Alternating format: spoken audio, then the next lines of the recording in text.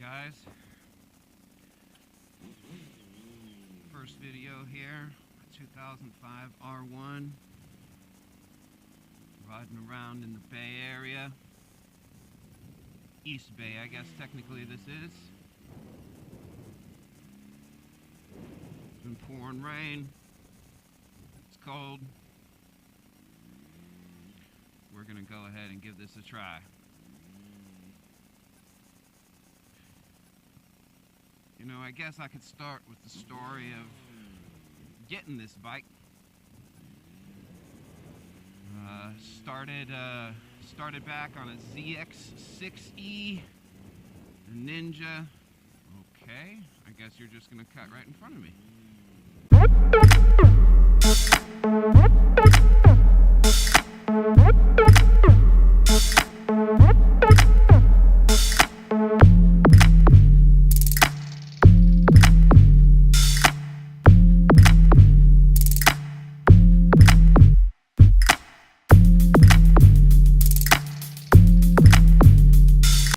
Even looking, didn't even notice. Oh, well, that's what us bikers gotta watch out for. These cages that don't pay attention.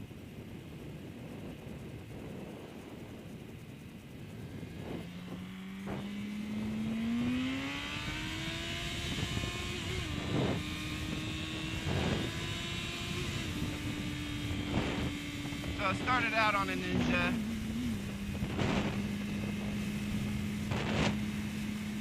Quickly grew out of that into an R6. Had a 2001 R6. Loved that bike. Actually shared it with my brother. After a while sharing, it just wasn't working. We both wanted to be riding all the time. So my brother actually bought a 2006 50th anniversary limited edition, the black and yellow paint scheme R6. He had one of the first ones delivered in Northern California out at Alice.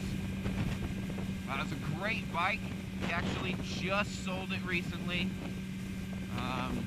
Going to be moving on to other things.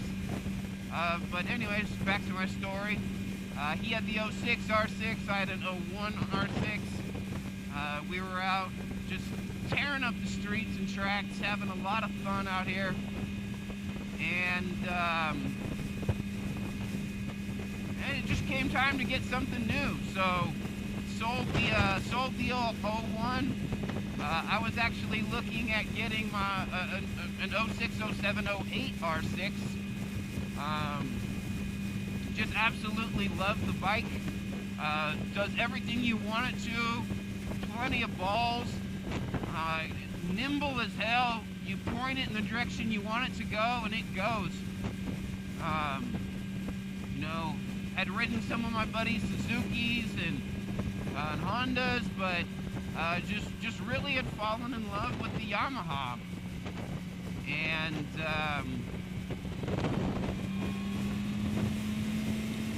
came across one online, wanted to go check it out. It was actually out of shop, kind of a consignment deal. So headed actually into the city to go take a look. When I got there, this R1 was sitting there. This was, you know, 2008, the end of 2008, the winter going into the spring of 2009. The new R1 body style had just come out. It was all the rage. This guy had bought the bike, was in a Safeway parking lot, looking for a place to park, and stumbled and dropped the bike on its side. A couple of scratches, you know, very low, but as a lot of stories goes, the wife freaked out. You know, I don't think she wanted him having a leader bike. As soon as the bike went down, it was time to sell, and he just wanted to get what he owed, get the banknote out of his name, and kind of move on with his life, I guess. So in 2009, I bought this 2008, almost 2009. Oh, look at those helicopters. That's badass. We're flying out of Travis Air Force Base.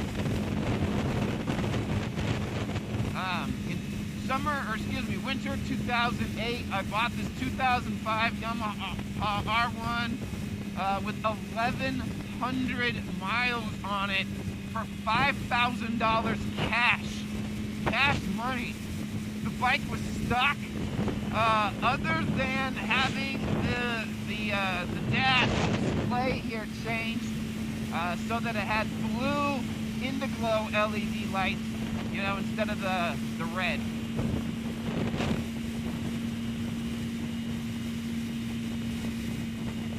As soon as I got the bike, you know, it's a leader bike, it's an R1, it's got lots of power.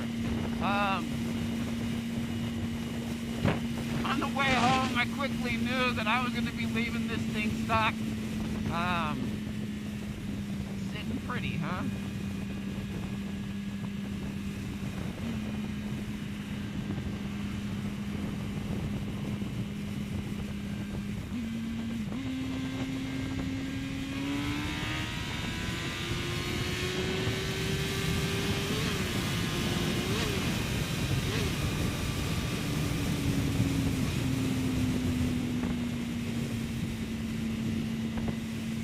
Well, needless to say, keeping that bike stock did not happen very long.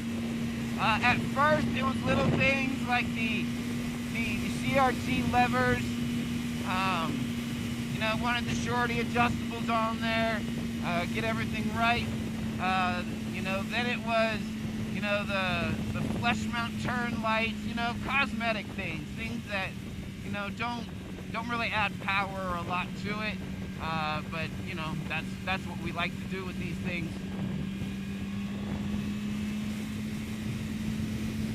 And one day, you know, as I was commuting to work, my wife, who had a Harley before, actually, before we got together, you know, she was nervous. She thought, you know, the bike's too quiet when I'm splitting lanes, and she wants to make sure people can hear me, so she actually decided that I needed to get an exhaust. So I went looking around, and Shane McCoy over at Graves decided that he was going to hook me up with some carbon fiber exhaust. Got that, you know, I'm getting the exhaust, I got to get the power commander.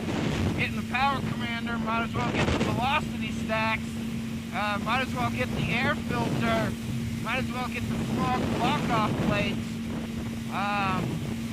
and then I rolled around like that for a while, until the day came that it was time to change the chain. So then it, of course, was a 520 chain conversion, down one in the front, up three in the back, driven sprockets, and that, I have to say, was the absolute best mod I did to this bike. It put it so that when I need to shift gears, where I'm at in the RPM range is just ideal.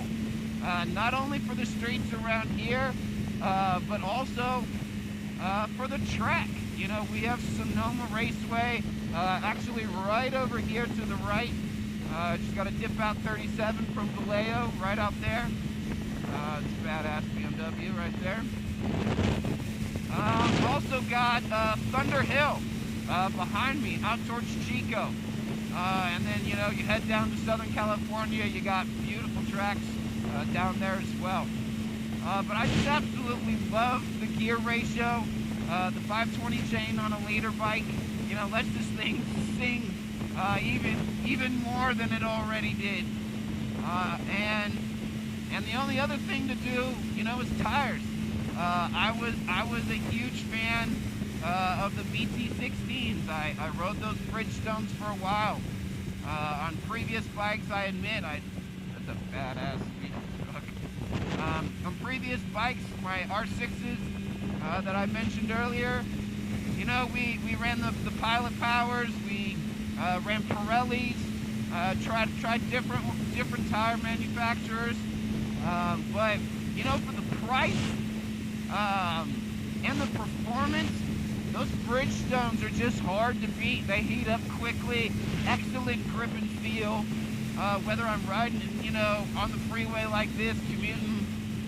The dual compound technology is great. The center holds up well. The sides are nice and soft for when I'm attacking the corners. And for those of you that know, leader bikes can eat up soft tires. The Bridgestones last. They last me a while, and when it's time to replace them, you know, they're not that expensive. So really impressed with the Bridgestones.